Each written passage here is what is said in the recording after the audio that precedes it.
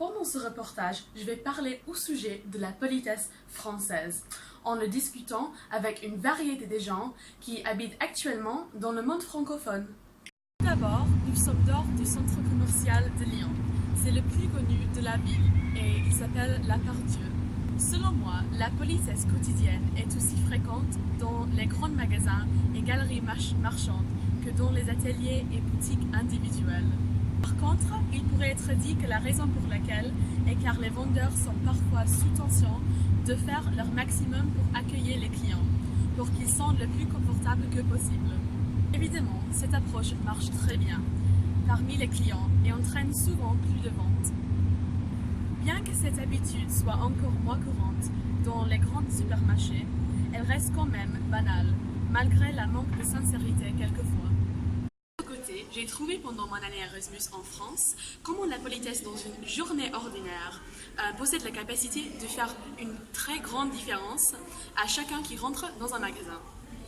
On se trouve actuellement à Croix-Rousse, un endroit urbain et très populaire parmi les jeunes citoyens de Lyon. Ici, il existe beaucoup d'ateliers, boutiques et cafés uniques et vraiment très excentriques qui accueillent de nombreux clients chaque jour. Dans cette boutique-ci, les commerçants et vendeurs gratifient leurs clients et visiteurs d'une respectueuse salutation ou ses arrivées. En plus, la porte sera toujours ouverte avec un grand sourire chaleureux. Cela fournit une fondation aux clients et vendeurs pour qu'ils puissent établir un rapport également professionnel et aimable immédiatement. Comme ça, des nouveaux clients des magasins et aussi des cafés sont toujours bienvenus, même s'ils ne font aucun achat et juste de lèche-vitrine.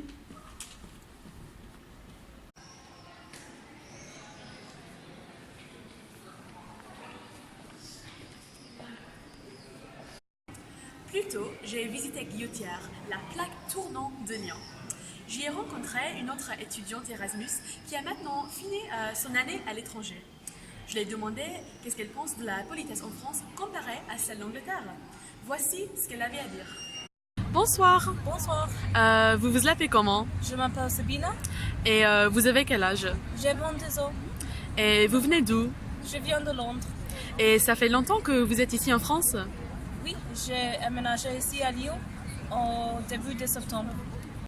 D'accord, bah merci beaucoup pour votre temps, c'est très gentil de votre part. Pas de problème.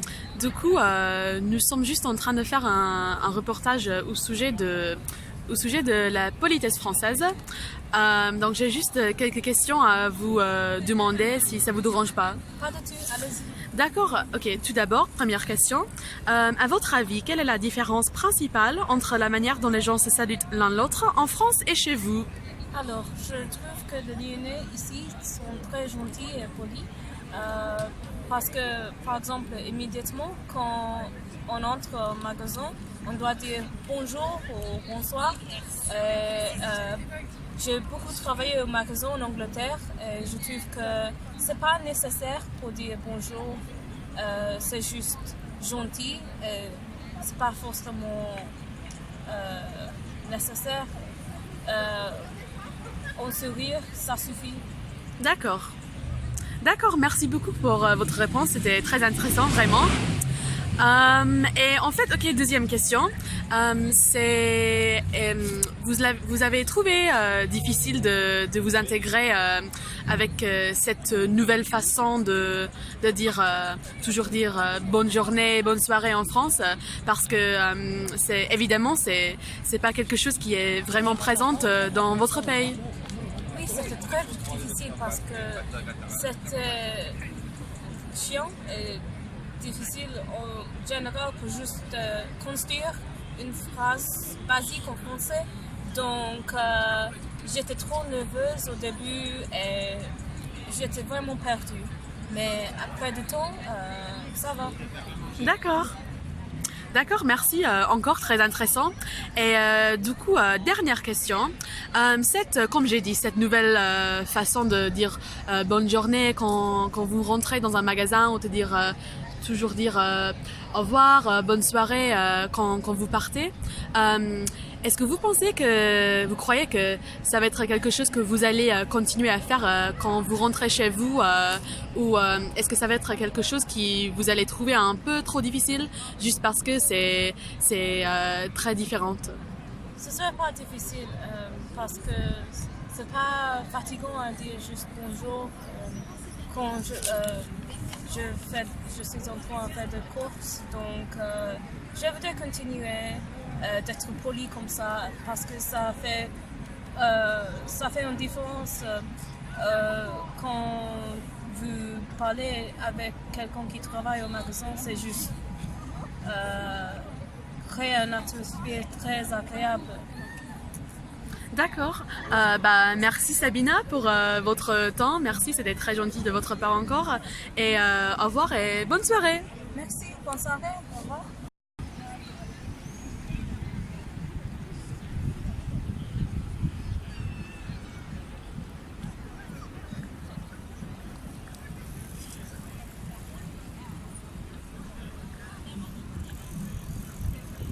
Étant donné que ce reportage sert à la politesse française, je voudrais bien examiner la prévalence de cette coutume autour du monde, surtout dans notre pays francophone.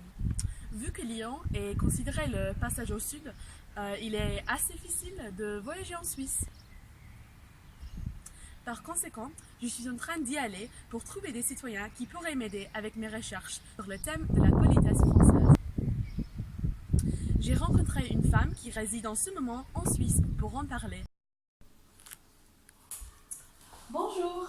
Bonjour, Comment vous vous appelez? je m'appelle Karen. Et vous?